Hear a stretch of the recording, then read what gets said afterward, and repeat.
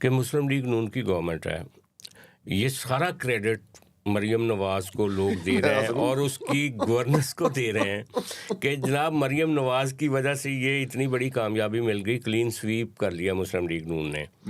لیکن ایک بندے نے میدان خالی چھوڑا ہوا ہے، اس کے بھی باوجود میں آپ کے جو ہنسی ہے نا اس کو بھی آپ اس کے ساتھ لپیٹ لیجئے گا، وہ ہے میاں نواز شریف. میاں نواز شریف پہلے ہر جیت کے بعد ایک وکٹری سپیچ کیا کرتے تھے.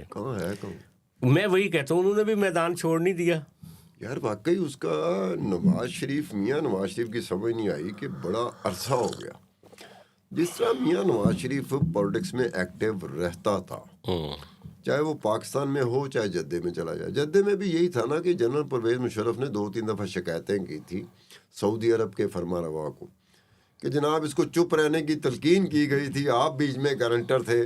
یہ پھر بولتا ہے یعنی کہ ان حالات میں بھی ایک جو بھی کلینڈسٹائن ڈیل تھی ان کے درمیان جو بڑا عرصہ یہ جدے رہے، تو اس دوران بھی میاں نواز شریف صاحب بول پڑتے تھے.